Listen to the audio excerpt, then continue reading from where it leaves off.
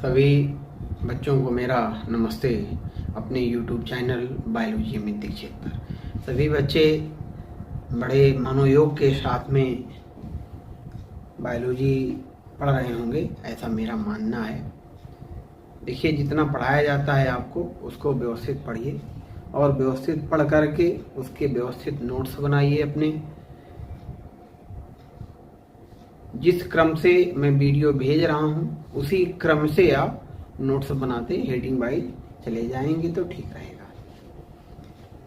जब पूरा lesson complete हो जाएगा, उस लेसन के अंत में मैं नोट्स भी प्रोवाइड कराऊंगा, लेकिन उस नोट्स के पहले हमको अपना एक नोट्स अलग से बनाना है। जब हम नोट्स बनाते जाएंगे, लिखते जाएंगे, तो कहीं ना कहीं हमको पढ़ने में सुगमता रहेगी। तो इसके पहले आप लोगों ने बैक्टीरिया के जनन के बारे में पढ़ा था। बैक्टीरिया के जनन में आप सभी लोगों ने वर्धी जनन और अलिंगी जनन दो प्रकार के जनन पढ़े थे। अब बात आती है लैंगिक जनन जैसी जो प्रक्रिया होती है उसे हम आनुवांशिक पुनर्योजन कहते हैं। आनुवांशिक पुनर्योजन को हम पढ़ने वाले हैं। तो अगला टॉपिक क्या है? आनुवांशिक पुनर्योजन, जेनेटिक रिकॉम्बिनेशन।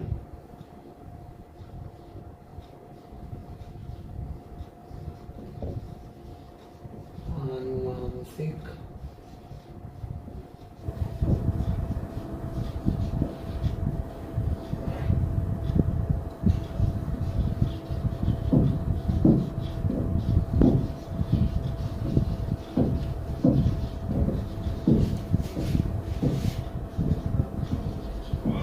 जेनेटिक रिकॉम्बिनेशन हमको पढ़ना है।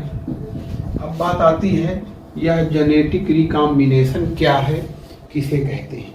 तो जेनेटिक रिकॉम्बिनेशन समझने से पहले हमको एक चीज की जानकारी होना चाहिए कि बैक्टीरियाओं में अन्य जीवों की भांति युग्मकों का निर्माण नहीं होता है। तो जब युग्मक नहीं बनते तो युग्मकों का संलयन नहीं होगा, स्वाभाविक है। लेकिन इनका जो जेनेटिक मटेरियल है, आनुवांशिक लक्षणों को एक पीढ़ी से दूसरी पीढ़ी पहुंचाने वाला जो पार्टिकल्स है, उसका आवागमन एक बैक्टीरिया से दूसरे बैक्टीरिया में होता है। यही है जेनेटिक। जैसे एग्जाम्पल मैं बता रहा हूं आपको, एक ये बैक्टीरिया है, आप ये बैक्टीरिया है, इनका जेनेटिक मटेरियल ये है, इनका जेनेटिक मटेरियल ये है। किसी भी माध्यम से, किसी भी प्रकार से अगर इसका जेनेटिक मटेरियल इसमें पहुंच जाए या इसका जेनेटिक मटेरियल इसमें आ जाए, तो इसे ही हम आनुवांशिक पुनर्योजन या जेनेटिक रिकॉम्बिनेशन कहते हैं। ठीक, मेरी बात समझ में आ गई होगी। अब इसको हम जब हेडिंग लगाएंगे, हेडिंग लगाने के बाद में लिखेंगे कैसे? तो लिखेंगे जीवाणुओं में अन्य जीवों की भांति युग्मक नहीं बनते हैं। जीवाणुओं में अन्य जीवों की भांति युग्मक नहीं बनते हैं, अर्थात युग्मकों का संलयन नहीं होता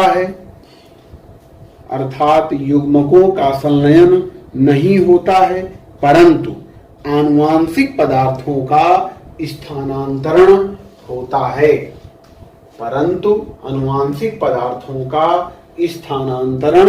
होता है। जो आनुवांशिक पुनर्योजन है वो प्रमुख रूप से कितना होता है? 3 प्रकार का होता है। ये 3 टाइप का होता है। ये कितने प्रकार का होता है? यह 3 टाइप का होता है, यह 3 प्रकार का होता है।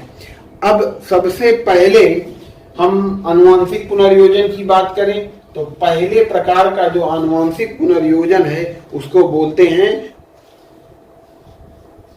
रूपांतरण हिंदी में, और अंग्रेजी में बोलते हैं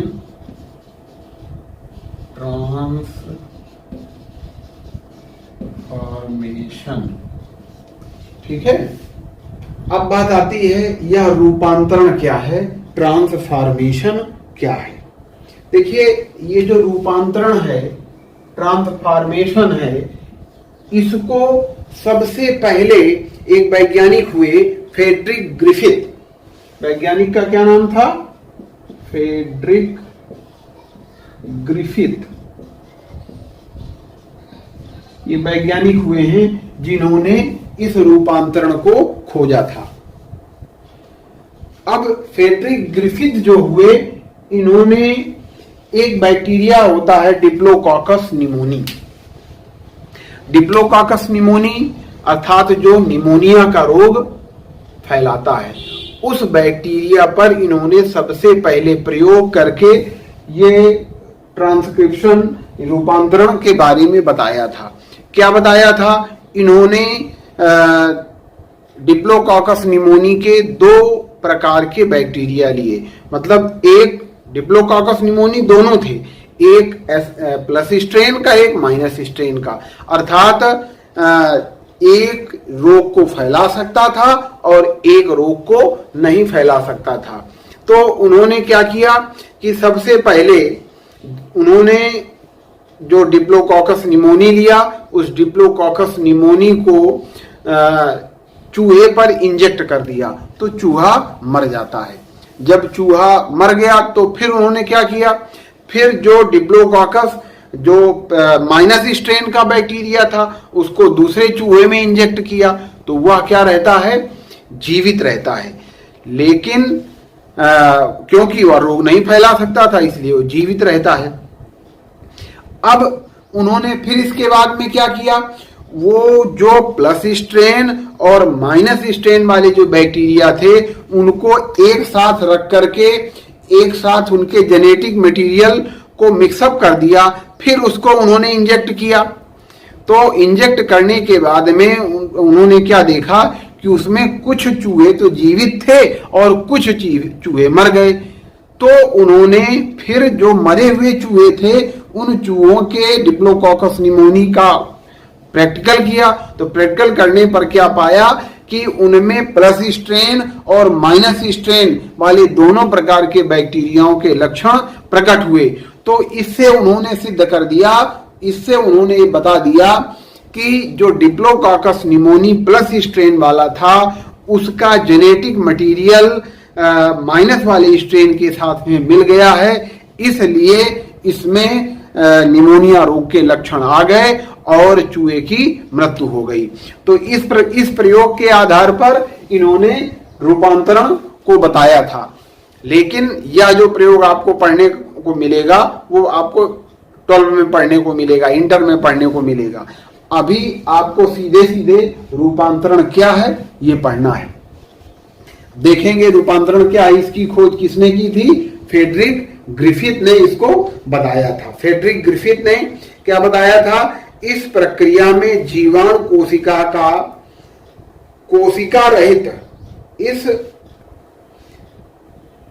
इस प्रक्रिया में जीवाणु का कोशिका रहित नग्न डीएनए, कोशिका रहित एक कोशिका सहित जीवाणु है,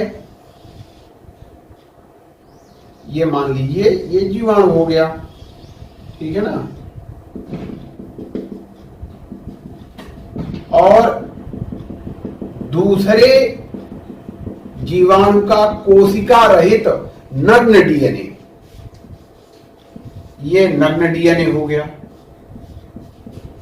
कोशिका रहित नग्न डीएनए हो गया। ये क्या है? ये भी डीएनए है और ये भी डीएनए है, ये भी डीएनए है, लेकिन ये कैसा है? यहां नग्न बिखरा हुआ ऐसे डीएनए है, ठीक है। तो किसी कोशिका सहित जीवाणु में किसी दूसरे कोशिका का नग्न डीएनए, ठीक, जब इस बैक्टीरियल सेल में प्रवेश कर जाता है, अंदर चला जाता है, तो इसे हम क्या कहते हैं? रूपांतरण कहते हैं। और अगर हम सीधे शब्दों में कहेंगे तो क्या कहेंगे कि जब जीवाणु कोशिका में कोशिका रहित तो नग्न डीएनए दूसरे जीवाणु की कोशिका में प्रवेश करता है, तो इससे ग्राही कोशिका में प्रवेश करने वाले डीएनए के लक्षण प्रकट होने लगते हैं। ग्राही ये है और ये डीएनए इसमें प्रवेश कर गया तो लक्षण किसके आ जाएंगे? इसके आ जाएंगे। इस वाले के लक्षण आ जाएंगे यहां पर जब इसमें ये प्रवेश कर जाएगा। अब ये सेकंड स्टेप में क्या हो जाएगा? अब ये है सेकंड स्टेप में, ये कोशिका हो गई बैक्टीरियल सेल की, इसमें ये पहले से डीएनए था, अब इसमें ये वाला डीएनए प्रवेश करने लगा।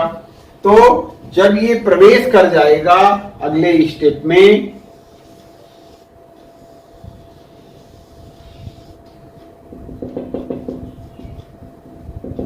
ये अगले स्टेप में प्रवेश कर गया तो इस जो ये नग्न डीएनए है किसी जीवाणु का, तो लक्षण इसके इसमें आ जाएंगे, ना कि जो पहले से इसमें लक्षण थे वो कहां चले जाएंगे? सुप्तावस्था में चले जाएंगे। यही है रूपांतरण का प्रयोग, यही है रूपांतरण का प्रयोग। क्या हो जाएगा? पहले formation of DNA free from another cell bacteria, ये क्या हो जाएगा?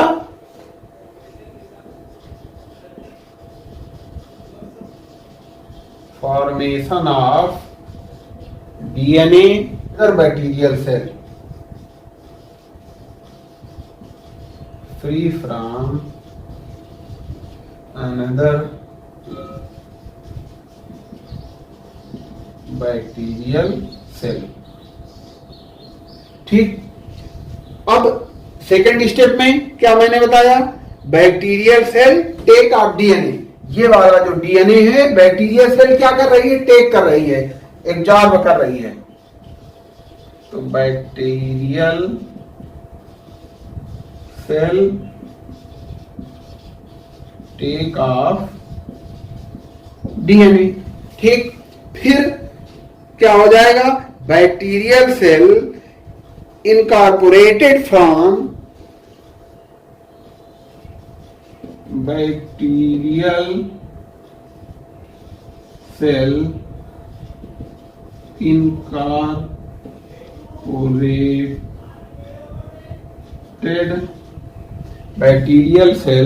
इनकॉर्पोरेटेड फ्री डीएनए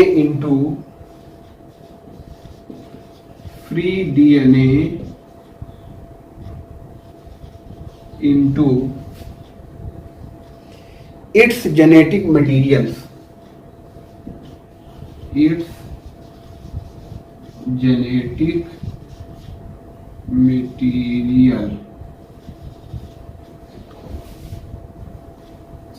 ठीक, ये पूरा स्टेप हो गया। क्या स्टेप हो गया? कि formation of DNA free from another bacterial cell. जब एक कोशिका में किसी दूसरी कोशिका का नग्न डीएनए आता है तो वह नग्न डीएनए बैक्टीरियल सेल उसको बैक्टीरियल सेल क्या कर लेती है? टेक कर लेती है, ग्रहण कर लेती है। तब जो नई बैक्टीरियल सेल बनती है, इनकॉर्पोरेटेड जो नई बैक्टीरियल सेल बनती है free DNA into its genetic material, वो इस फ्री डीएनए के अकॉर्डिंग काम करने लगती है। यही है रूपांतरण या ट्रांसक्रिप्शन। मेरा मानना है समझ में आ गया होगा। ये इसका अगर हम एग्जाम्पल देखें तो इस प्रकार का जो आनुवांशिक पुनर्योजन होता है वह डिप्लोकोकस निमोनी मैंने नामे लिया है।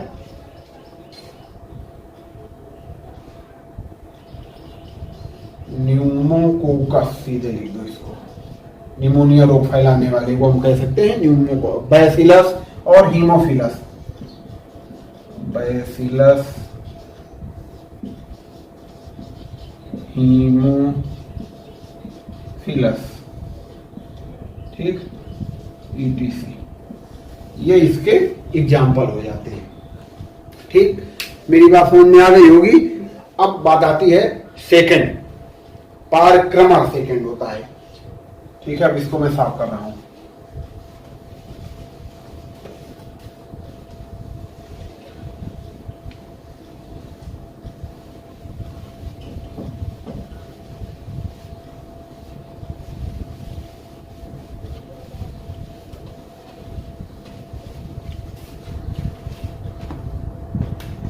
अब दूसरे प्रकार का जो आनुवांशिक पुनर्योजन है उसको हम बोलते हैं पारक्रमण।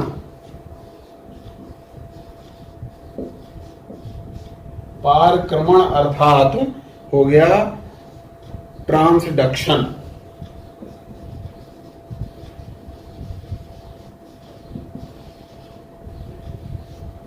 ट्रांसडक्शन।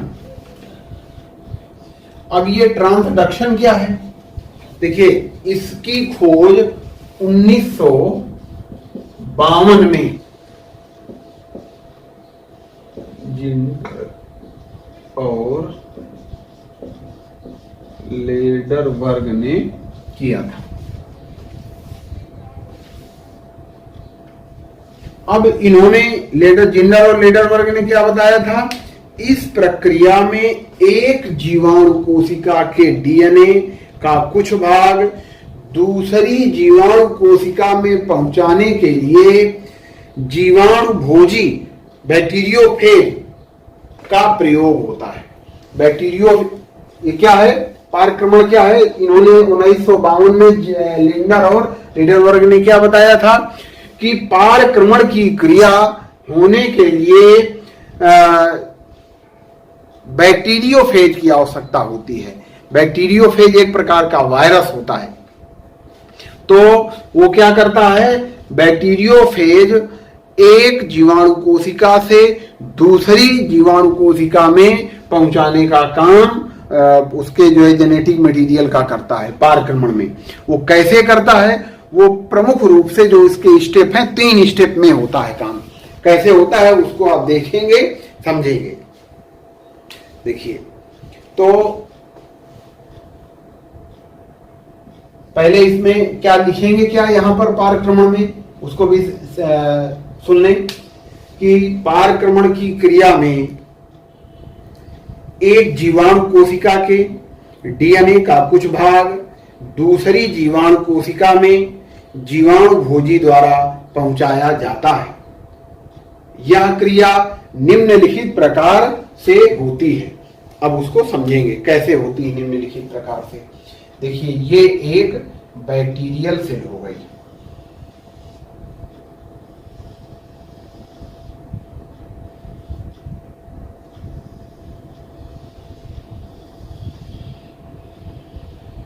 इस बैक्टीरियल सेल पर जब कोई जीवाणु भोजी क्या करता है? अटैक करता है। अब जीवाणु भोजी वायरस इस प्रकार का होता है।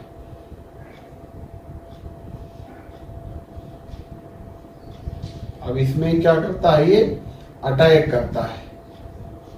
इस प्रकार से इसमें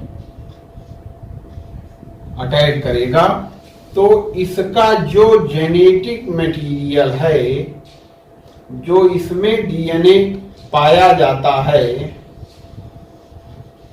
वो क्या करता है? वो इसमें प्रवेश करा देता है। ये क्या है? Bacterial cell.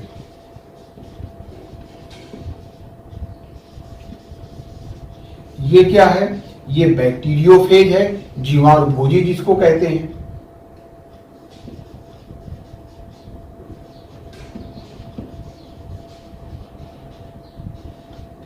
बैक्टीरियोफेज। अब ये इसका डीएनए हो गया बैक्टीरियोफेज का और ये इसका डीएनए हो गया। ठीक, ये बात हो गई पहली बात। पहली बात क्या होती है? अब इसको हम 3 पार्ट में डिवाइड कर रहे हैं। ये ए पार्ट हो गया।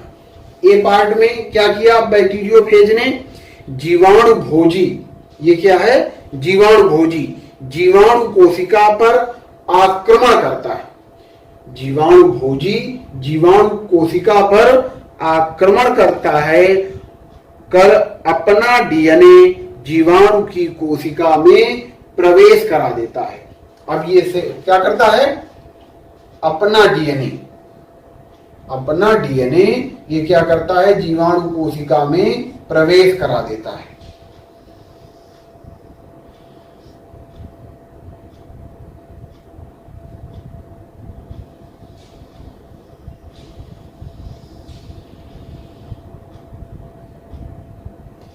ये बैक्टीरियल सेल का पहले से डीएनए था और इसका ये डीएनए ये प्रवेश करा दिया इसने। ठीक, ये अंदर आ गया। ये भी ऊपर फिगर बनेगा, यहाँ मेरे पास जगह की कमी इस कारण से मैं बना नहीं पा रहा हूं। ठीक, इसने इसमें प्रवेश करा दिया। ये ए पार्ट में, ये ए स्टेप में हो गया। क्या किया? बैक्टीरियोफेज ने बैक्टीरियल कोशिका में अटैक किया और अटैक करने के बाद में अपना डीएनए बैक्टीरियल सेल में प्रवेश करा दिया। ठीक, ये ए स्टेप की बात हो गई। अब अगले स्टेप में, सेकंड स्टेप में क्या होता है? अब ये बैक्टीरियल सेल है। सेकंड स्टेप बी पार्ट में अगर देखें हम तो ये बैक्टीरियल सेल हो गई।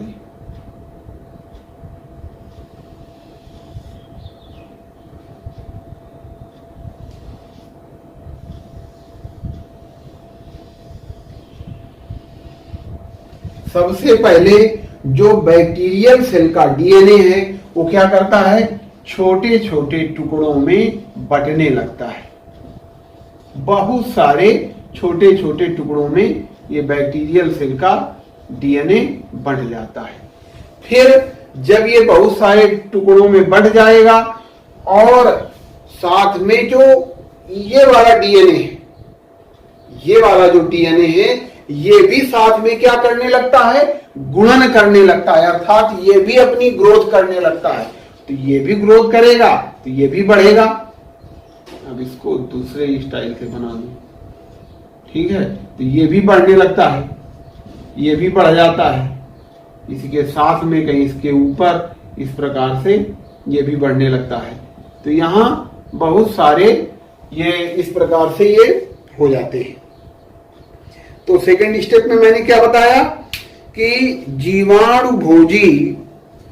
जीवाणु का डीएनए छोटे छोटे टुकड़ों में टूट जाता है और जीवाणु भोजी के डीएनए का जीवाणु कोशिका के अंदर क्या होने लगता है? गुणन होने लगता है। ठीक है, जब गुणन होएगा और सेकंड स्टेप में गुणन अर्थात ये अंदर डेवलप होने लगेंगे। ये जीवाणु भोजी गुणन का मतलब अंदर ये डेवलप होने लगेंगे। इस कोशिका के अंदर क्या होने लगते हैं? ये अंदर डेवलप होने लगेंगे। बहुत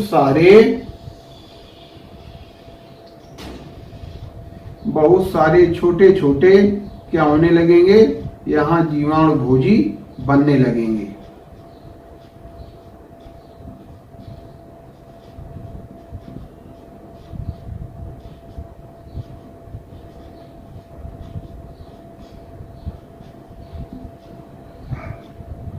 इस प्रकार से बहुत सारे इस कोशिका के अंदर ये जीवाणु भोजी बन जाएंगे और इनके डीएनए के साथ में कभी कभी ये जो बैक्टीरियल सेल का डीएनए है वो भी चला जाता है। यहां इस डीएनए के साथ में इनका भी डीएनए आ जाता है किन्हीं किन्हीं बैक्टीरियोफेज पर। ठीक, ये बात आ गई सेकंड स्टेप में। सेकंड स्टेप में क्या बात आई कि इनका डीएनए बहुत सारे छोटे छोटे बैक्टीरियल सेल का डीएनए बहुत सारे छोटे छोटे टुकड़ों में टूट जाता है और बैक्टीरियोफेज का डीएनए गुणन करके बहुत सारे बैक्टीरियोफेजों का निर्माण कर लेता है और उन बहुत सारे बैक्टीरियोफेजों के डीएनए के साथ में कभी कभी बैक्टीरियल सेल का भी डीएनए प्रवेश कर जाता है। ये इतनी बात सेकंड स्टेप में बात हो जाती है। जब यहां बहुत सारे बन जाएंगे ये बैक्टीरियोफेज, अब ये सेकंड स्टेप की बात हो गई। ठीक है, जब यहां पर बहुत सारे अभी इसी जगह जब यहां बहुत सारे बैक्टीरियोफेज बन जाएंगे तो ये दीवार जो होगी इसका, ये जो सेलवाल है वह सेलवाल क्या हो जाएगी? फट जाएगी और इससे ये बैक्टीरियोफेज क्या हो जाएंगे? निकल जाएंगे। इससे बैक्टीरियोफेज क्या हो जाएंगे? ये बाहर निकल आएंगे।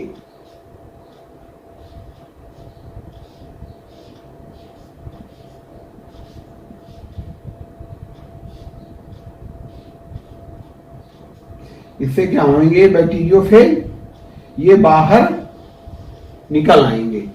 तो अब ये जब बाहर निकल आएंगे तो ये फिर से किसी दूसरी बैक्टीरियल सेल पर अटैक मारेंगे। ये अगले स्टेप में बात आ जाती है। अब ये थर्ड स्टेप की बात आ गई। सी नंबर, फिर 3 स्टेप में क्या बताया कि अब ये यहां से जो बैक्टीरियोफेज निकले तो ये किसी दूसरी बैक्टीरियल सेल पर क्या करेंगे, अटैक मारेंगे। ये दूसरी बैक्टीरियल सेल हो गई, अनदर बैक्टीरियल सेल हो गई। अनदर बैक्टीरियल सेल पर क्या करेंगे, ये अटैक करेंगे, ये वाले।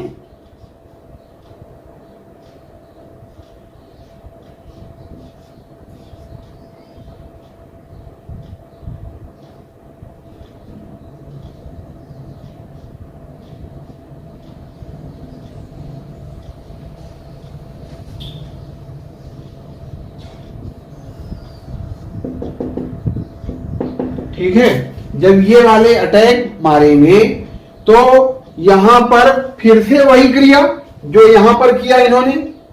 तो ये अपना डीएनए जब इस बैक्टीरिया पर, दूसरे बैक्टीरिया पर प्रवेश करा देंगे तो यहां पर जो करेक्ट, यहां पर ये इसका डीएनए पहले से था, फिर यहां बैक्टीरियोफेज का भी डीएनए आ गया। तो ये जो डीएनए इस प्रकार से पहुंचता है बैक्टीरियोफेज के माध्यम से। अब इसका डीएनए दूसरी बैक्टीरियल सेल पर यहां पहुंच गया।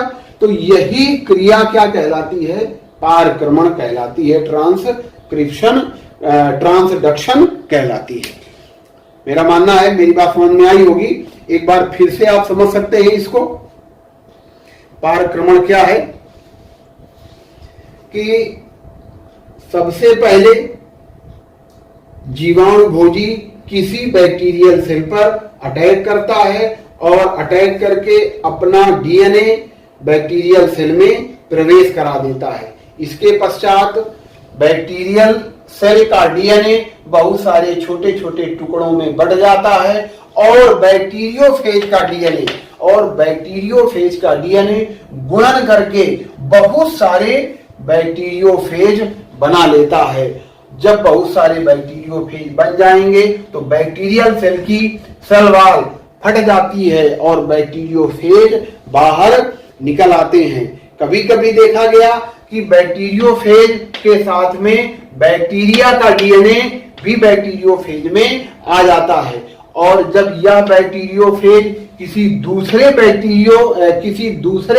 बैक्टीरिया पर अटैक करता है तो वहां पर अपना जब डीएनए यहां पर बैक्टीरिया पर डालता है तो इस प्रकार से जब डीएनए पहुंचता है किसी दूसरे बैक्टीरियल सेल पर, इसे हम क्या कहते हैं, पारक्रमण या ट्रांसडक्शन कहते हैं। इसको लिंडर और लेडरवर्ग ने बताया था।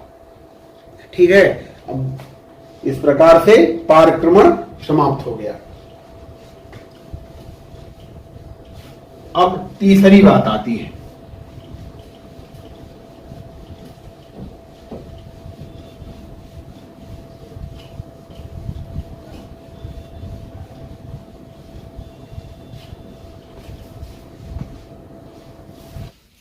तीसरी बात आती है,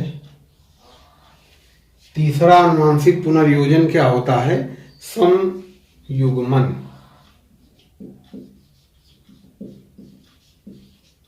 संयुग्मन अर्थात कंजुगेशन।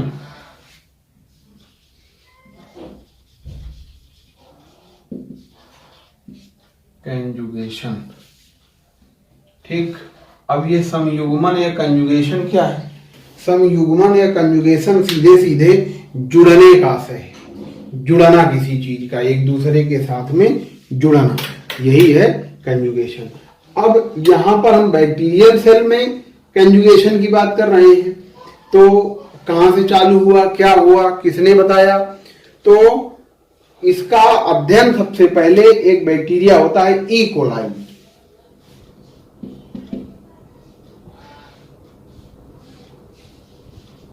ई कोलाई बैक्टीरिया होता है, उसमें हुआ। अब ई कोलाई बैक्टीरिया में सबसे पहले कंजुगेशन की क्रिया देखी गई, या बताई गई। तो उसमें क्या सबसे पहले देखा गया, कुछ जीवाणु, ये जो ई कोलाई प्रकार के जीवाणु होते हैं वो दो प्रकार के होते हैं। ई कोलाई प्रकार के जो जीवाणु होते हैं वो कैसे होते हैं, दो प्रकार के होते हैं। एक में फर्टिलिटी फैक्टर पाया जाता है और एक में नहीं पाया जाता। अर्थात एक में प्लाज्मिड पाया जाएगा और एक में प्लाज्मिड नहीं पाया जाएगा। ये दो बैक्टीरियल सेल हो गए, एक में प्लाज्मिड नहीं पाया जाएगा। दोनों ई कोलाई प्रकार के बैक्टीरिया थे। उसमें क्या देखा गया, जिनमें फर्टिलिटी फैक्टर अर्थात प्लाज्मिड, प्लाज्मिड भी एक प्रकार का डीएनए होता है, मैंने आपको पढ़ाया भी है, बताया भी है। तो जिनमें प्लाज्मिड पाया जाएगा अर्थात फर्टिलिटी फैक्टर उनमें पाया जाता है, उनको क्या कहा गया, F+, फर्टिलिटी फैक्टर पाया जाने वाला। और जिनमें नहीं पाया जाता उनमें F-। ये दो प्रकार के इस प्रकार से बैक्टीरिया होते हैं। ये क्या होते हैं, ये दो प्रकार के होते हैं ई कोलाई वाले बैक्टीरिया। एक चीज मैंने और बताई है, बैक्टीरियाओं में क्या होते हैं, पिलई होते हैं, पिलई होते हैं।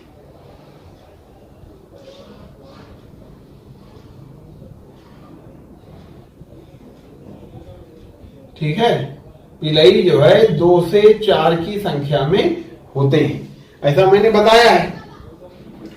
अब इनमें मैंने एक इसलिए दिखाया कि हमें एक की आवश्यकता है, पूरा बैक्टीरिया की हम संरचना नहीं बना रहे।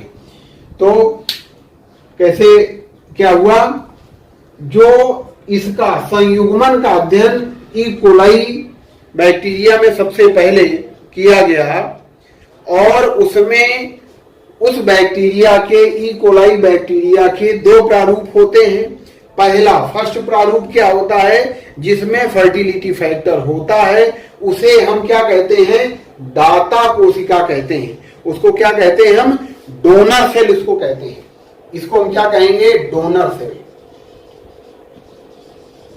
ठीक, इसमें फर्टिलिटी फैक्टर होता है इसलिए क्या हो गया, डोनर सेल हो गया। और जिसमें फर्टिलिटी, और उसको हम F+ से प्रदर्शित करते हैं। ठीक, और जिसमें फर्टिलिटी फैक्टर नहीं होता है उसको क्या कहते हैं, F-, अर्थात उसको हम क्या कहेंगे, ग्राही सेल, रेसिपिएंट सेल।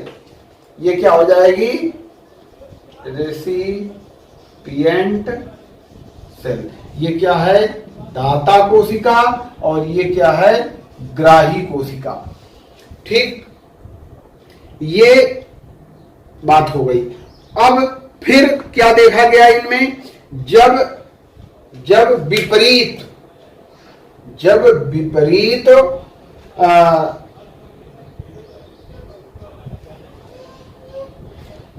विपरीत प्रारूप वाले बैक्टीरिया, एक क्या है, F+ वाला, एक F- वाला, एक F+ वाला, एक F- वाला, जब आपस में ये क्या है, पिलई, ये क्या है इनके, पिलई।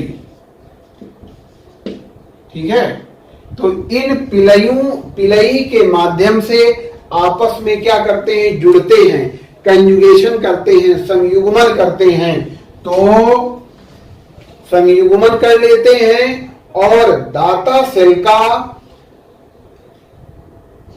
सेल से इनका जो फर्टिलिटी फैक्टर है वह रिसिपिएंट सेल में प्रवेश कर जाता है।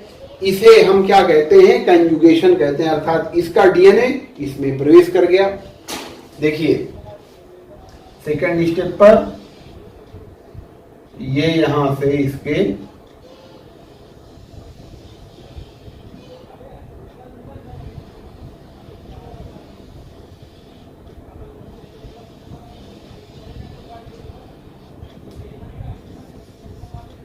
इसमें ये इसका प्लाज्मिड हो गया। ये यहां से इन्होंने क्या किया, ये दोनों ये पिलई है, इन्होंने क्या किया, यहां से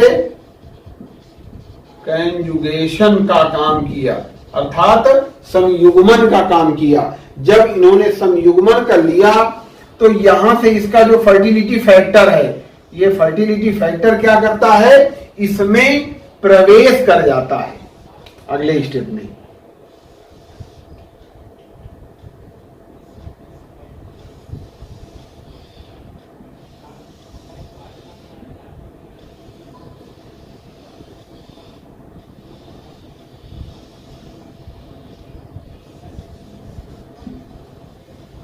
इसमें भी है और इसमें भी ये क्या हो जाएगा, पहुंच जाएगा। तो क्या हुआ, इसका डीएनए इसमें, इसका डीएनए इसमें पहुंच गया। तो यही क्या है, इसको क्या कहते हैं हम, कंजुगेशन कहते हैं। ठीक, कैसे हम इसको लिखेंगे, सबसे पहले इसका अध्ययन ई कोलाई नामक जीवाणु में किया गया। इस जीवाणु के दो प्रारूप होते हैं, जो ई कोलाई जीवाणु है उसके दो प्रारूप होते हैं। पहला फर्स्ट, जिसमें फर्टिलिटी फैक्टर होता है, उसे हम क्या कहते हैं, डोनर सेल कहते हैं, अर्थात दाता कोशिका कहते हैं, जिसे F+ से कहा गया, फर्टिलिटी फैक्टर अर्थात प्लस फर्टिलिटी फैक्टर इसमें है।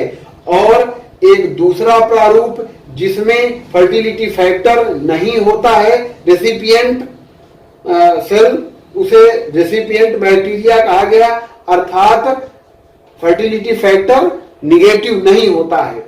तो ये बात हो गई। फिर क्या बताया गया, ये जब दोनों विपरीत फैक्टर वाले, जब दोनों विपरीत प्रारूप वाली कोशिकाएं आपस में सेक्स पिलई, इनको क्या कहते हैं हम, सेक्स पिलई कहते हैं, पिलई कहते हैं। पिलई मालूम है, सब लोगों ने पढ़ा भी है पिलई क्या है। तो पिलई के माध्यम से क्या होती हैं, आपस में जुड़ जाती हैं और जुड़ करके इनका जो फर्टिलिटी फैक्टर है डोनर सेल का, वह रेसिपिएंट सेल पर पहुंच जाता है। इसे एक कोशिका, एक बैक्टीरिया से दूसरे बैक्टीरिया में डीएनए का पहुंचना या आनुवांशिक मटेरियल का पहुंचना, ये संयुग्मन का प्रोसेस कहलाता है। मेरा मानना है, इस प्रकार से जो आनुवांशिक पुनर्संयोजन का 3 प्रकार का प्रोसेस था, मैंने तीनों प्रोसेस बताए। पहला रूपांतरण, ट्रांसफॉर्मेशन, दूसरा पारक्रमण, ट्रांसडक्शन, और तीसरा संयुग्मन, कंजुगेशन। कंजुगेशन ये सामने बना हुआ है। तीनों चीजों को मैंने अलग अलग व्यवस्थित रूप